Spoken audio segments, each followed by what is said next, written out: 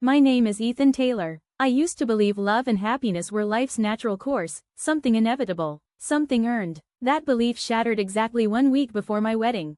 The living room door creaked open, and I stopped mid-step. Everything froze. For a moment, the world held its breath. Hannah stood there.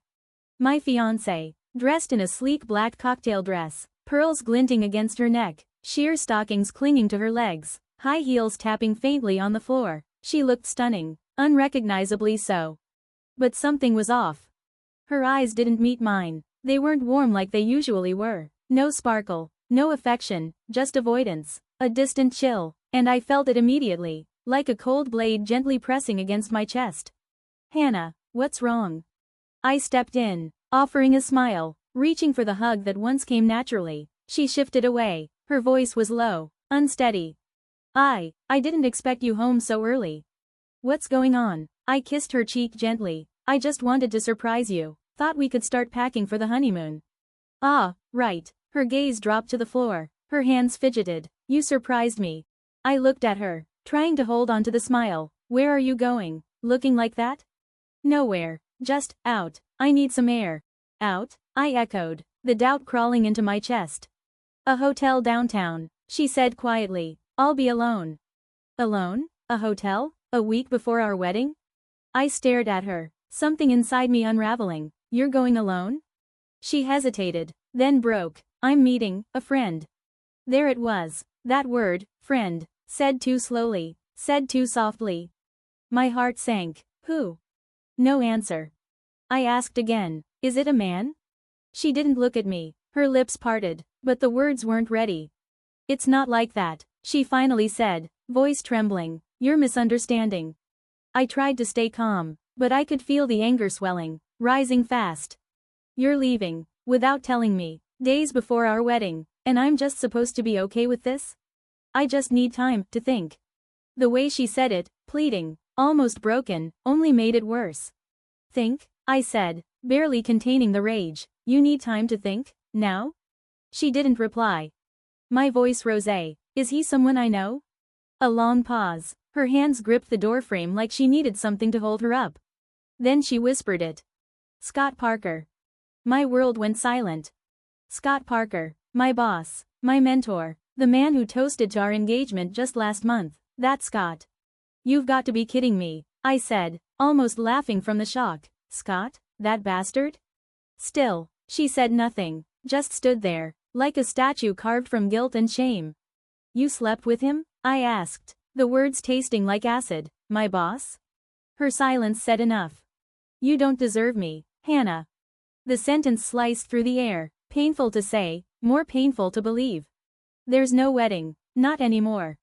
I turned and walked out. She didn't stop me. No tears, no explanation, nothing, just silence. When I finally turned around, the door was still ajar, but she was gone. The hallway was empty. The light from outside stretched into the dim room behind me, but she had vanished without a word. I couldn't move, couldn't cry, couldn't breathe properly. Every part of me felt heavy and hollow at the same time. I needed to leave, to escape, but another part of me, the broken part, still wanted a reason, an apology, something to make sense of the wreckage. But all I had was a note on the table, her handwriting.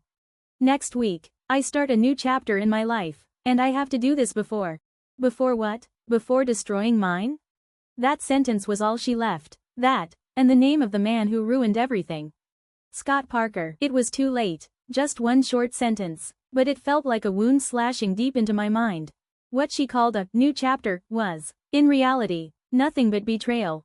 My gaze lingered on the paper, but I couldn't understand it. How could she possibly think that betrayal could become a turning point? How could trust be rebuilt after it had been shattered so completely? The questions screamed inside my head, but the answers remained out of reach. I stood up, taking a shaky breath, trying to force calm into my chest, but when I looked down at the ring on my finger, memories of us flooded back. The laughter, the love, the moments I thought were real. Could it all end like this? Could I still love someone who had hurt me this deeply? The answer came without hesitation. No. I walked back into the living room, where our dreams had once taken shape. The wedding plans, the photos we had chosen together, now, they felt like cruel jokes. And then I saw it. The phone. Her phone, Left behind. I didn't want to touch it, but my hands moved of their own accord, picking it up, unlocking the screen. Messages appeared, long threads between her and Scott Parker. Sweet words, secret plans. My stomach twisted. She hadn't just betrayed me. No, this was something more, something deliberate. She had orchestrated this entire thing. It wasn't a mistake, it wasn't a slip-up, it was a choice. A calculated decision. Anger surged through me, raw and untamed, but this wasn't the anger of a lover scorned. It was the fury of a man whose trust had been destroyed. My hands shook, but I forced myself to breathe, to think. I wanted to scream, to throw something, to do anything. But I knew I had to stay calm. Just then, the front door creaked open again. Footsteps. And there she was, Caroline, her face streaked with tears. She didn't speak, just stood there, as though waiting for me to pass judgment on her. Ethan, please, you can't just leave me like this. Her voice trembled, but there was no real remorse behind it. You can't just walk away. I love you, but I need time. I need to do this so we can start over.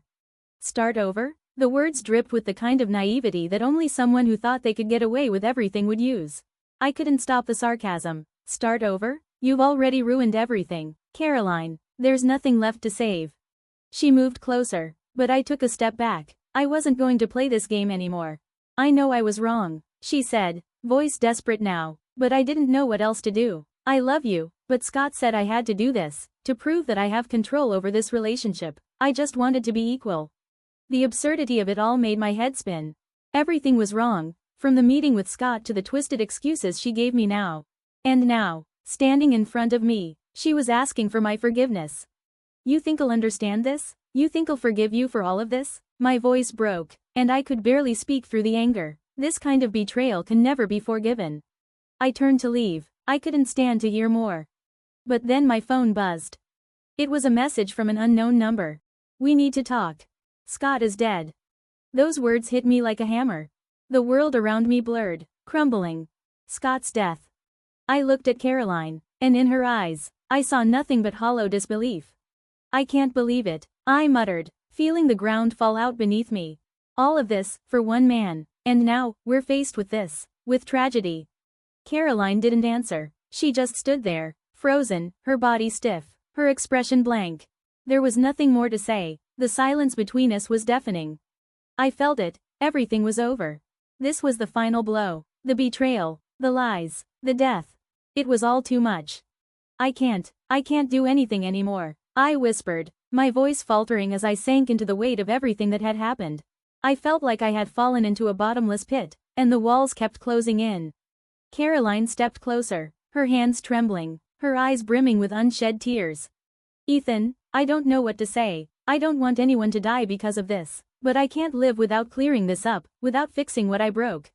I looked at her, but I didn't feel anything anymore. I can't forgive you, I said, the words solidifying into a painful truth. And with that, everything came to an end, I replied, my voice steady but laced with pain. You didn't just betray me, you betrayed everything we built, all the trust I had in you. So what now? Do you want me to forgive you? Caroline stood frozen, her eyes wide, as if she had something to say, but the words were stuck in her throat. It was too late for words. Nothing could fix this now. Scott was dead. My life was in pieces. And only I was left to sift through the rubble. I turned away, walking out without looking back. I couldn't stand to see her face, couldn't bear the thought of being near her for one more second. I made my way to my office, the one place I usually found solace when my mind needed quiet, but today, it was chaos. My whole body felt as though it were sinking, weighed down by the grief, the betrayal, the lies. All those plans, those dreams I had of a future with Caroline, gone, evaporated in an instant. My phone buzzed again, this time with an unknown number flashing across the screen. I picked up, my hand trembling, my throat dry as I answered. This is Officer Peterson. We need to talk to you. Ethan, the voice on the other end said, cool and serious. We have new information about Scott Parker's case. His wife, Loretta, is in custody. Loretta? I repeated, my voice feeling foreign to my own ears. She killed Scott? Yes, the officer confirmed. She shot him multiple times. We need you to come down to the station to give us any information you might have. The words landed with a gut punch, and I had to sit down. my body suddenly feeling like it couldn't hold itself up. Loretta, Scott's wife, had killed him. I couldn't fathom it. This twisted web of lies, secrets, and betrayal, all leading to death. Why had it all come to this? I didn't say another word. I couldn't. My mind was racing, but it was too much to process. I had to go. I couldn't stay here, not with Caroline, not in this house filled with echoes of what could have been. I left, not knowing where I was going, only that I had to leave. I needed distance, something to separate me from all the pain. At the station, I met Officer Peterson, a middle-aged man whose eyes had clearly seen too much. He looked at me with detached professionalism, as if he had dealt with tragedy so many times it no longer fazed him. He didn't waste time. Loretta found out about Scott's affair, he said. She received an anonymous letter tipping her off, telling her about the meetings between Scott and Caroline. She was furious, and that led her to take extreme action. I swallowed hard, the room feeling too small. So, she killed him, because of this? I asked, though I already knew the answer. The officer nodded. Yes, she confronted him, brought a gun. It happened fast. The scene in the living room was horrific. Scott didn't have a chance to defend himself. A cold shiver ran through me. I couldn't even imagine what it must have been like for Scott in those final moments. But then, as the officer spoke, my thoughts turned dark. How much of this was my fault? Scott's death wasn't just about Loretta or Caroline. It was a consequence of everything that had led to this, my actions, too. I didn't know what to say. I was already feeling numb. I left the station, my mind still reeling, unsure of anything anymore. When I returned home, the house was silent. Caroline was gone.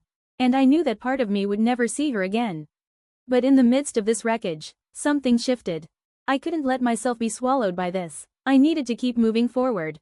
There was no turning back. The love I had for her was dead, but the hurt, that was still there, lingering, raw. I couldn't go back to that life. The one where I trusted her, the one where we had dreams. It was all gone. I couldn't go back. I had to leave the memories behind and carve my own path. Work became my refuge, not because I was ready, but because I needed something, anything, to occupy my mind. The long hours, the meetings, the deadlines, they gave me a temporary reprieve. But when the day ended, I returned to the emptiness of my home, and the loneliness crept in again, a constant reminder of everything I had lost. I reached out to friends, to family, but it was useless. No one understood. Everyone thought I'd done the right thing, walking away from Caroline, and maybe I had. But no one knew what it felt like. No one knew how much I was hurting. No one knew the emptiness inside. Then, one day, something unexpected happened. I was sitting in my favorite coffee shop, lost in thought, when I saw her. A woman, walking in, coffee in hand, her eyes scanning the room, landing on me. It was Sophia. I hadn't expected this moment. We hadn't talked much about the past, about Caroline, about the betrayal that still haunted me, but when our eyes met, I could see that Sophia knew. She knew the battle I was still fighting inside. She walked over, sat down across from me, and said softly, "I don't know how to fix this, Ethan, but I'll always be here." I looked at her, and for the first time in a long time, I felt a small flicker of peace. Sophia wasn't Caroline. I couldn't love her the same way I had loved Caroline. But Sophia hadn't betrayed me, she hadn't hurt me. She had stayed, even when I was broken. And that was enough. As time went on, I began to see things differently. Life isn't about what you've lost. It's about what you still have. And what I had now, what I had learned, was that trust is everything. Once it's gone, it's hard to rebuild. But if you stay stuck in the past, you'll miss your chance to move forward. I'd been betrayed, I'd been hurt. But that didn't have to be my end. The important thing was this: I had to stand up. I had to keep going. Because life never stops. And every day is a chance to begin again.